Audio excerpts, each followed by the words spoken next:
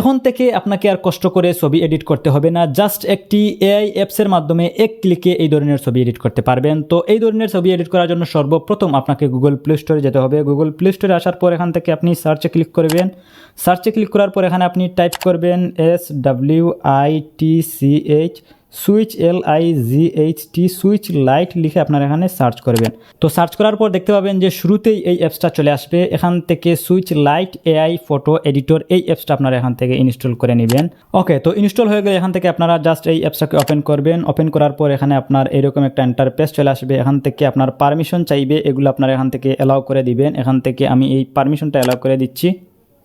Allow করে দেওয়ার পর এখান থেকে দেখতে পাচ্ছেন যে তারা বিফোর আফটার একটা ডেমো দেখাচ্ছে। এখান থেকে আপনারা এই যে তীর আইকনের উপর একটা ক্লিক করে দিবেন। এখান থেকে আমি তীর আইকনের উপর ক্লিক করে দিলাম।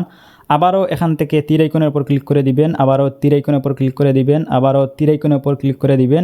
ক্লিক করে দেওয়ার পর এখান থেকে গেট স্টার্টেড এই অপশনে আপনারা এখান থেকে একটা টাচ করবেন।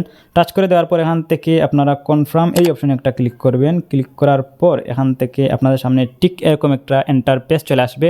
এটা হচ্ছে মূলত এই অ্যাপসের ইন্টারফেস। এখান থেকে স্টার্ট ফ্রম ফটো এই অপশনে একটা ক্লিক করবেন। ক্লিক করার পর এখান থেকে আপনার আবারও পারমিশন চাইবে, এগুলো আপনারা এখান থেকে অ্যালাউ করে দিবেন। অ্যালাউ করে দেওয়ার পর এখান থেকে আপনারা গ্যালারি এই অপশনে একটা টাচ করবেন। টাচ করে দেওয়ার পর এখানে আপনার গ্যালারি যত ধরনের ছবি আছে সব ছবি আপনার এখানে শো করবে। এখান থেকে আপনি যেই ফটোটা এডিট করতে চাচ্ছেন ওই ফটোটা আপনি এখান থেকে সিলেক্ট করবেন। তো মনে করেন আমি এখান থেকে এই ফটোটা আমি এখান থেকে এডিট করতে চাচ্ছি, তো এখান থেকে আমি এই ফটোটা সিলেক্ট করে দিলাম।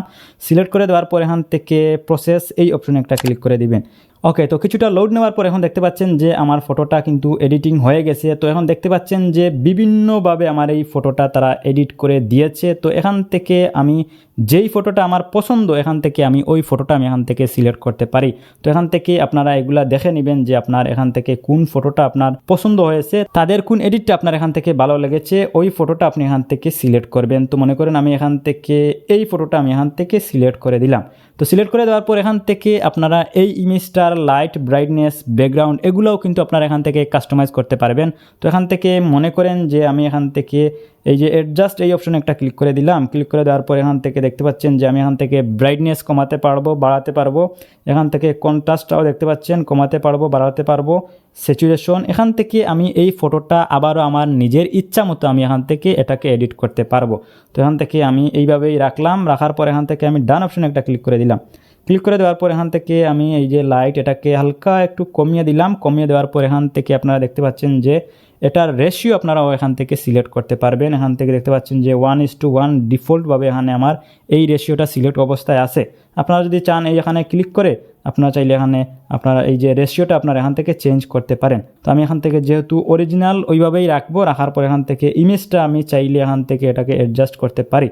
তো এখান থেকে দেখতে পাচ্ছেন যে আমি এখান থেকে হালকা একটু ছোটো করে দিলাম। ছোটো করে দেওয়ার পর এখান থেকে এই অপশনে আমি এখান থেকে ক্লিক করে দিলাম।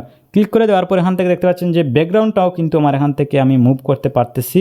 তো এখান থেকে আমি ব্যাকগ্রাউন্ডটাও হালকা একটু জুম করে দেই। জুম করে দিয়ে আমি এখান থেকে এটাকে হালকা একটু আর একটু কমিয়ে দিই। কমিয়ে দেওয়ার পর এখন দেখতে পাচ্ছেন যে আমার ফটোটা অলরেডি এডিটিং হয়ে গেছে। তো এখান থেকে আমি এই ফটোটা গ্যালারিতে ডাউনলোড করব। তো গ্যালারিতে ডাউনলোড করার জন্য ওপরে আপনারা দেখতে পাচ্ছেন যে ডাউনলোড একটা অপশন আছে, এই অপশনে আপনারা একটা টাচ করে দিবেন। টাচ করে দেওয়ার পর নিচের দিক থেকে সেভ এই অপশনে একটা ক্লিক করবেন। ক্লিক করার পর ডাউনলোডিং এখানে কিছুটা প্রসেসিং হচ্ছে। ওকে, তো এখন দেখতে পাচ্ছেন যে আমার ইমেজটা অলরেডি ডাউনলোড হয়ে গেছে গ্যালারিতে। তো আমি এখান থেকে যদি ব্যাকে চলে আসি, ব্যাকে চলে আসার পর এখান থেকে আমি যদি গ্যালারিতে একটা ক্লিক করি, ক্লিক করার পর এখান থেকে আমি সামনে চলে আসি। আসার পর এখন আমি গ্যালারিতে দেখতে পাচ্ছেন যে আমার এই ফটোটা কিন্তু গ্যালারিতে চলে আসছে। তো দেখতে পাচ্ছেন যে কতটা চমৎকারভাবে জাস্ট এক ক্লিকে এই অ্যাপসটি আমাদেরকে এই ইমেজটা এডিটিং করে দিয়েছে।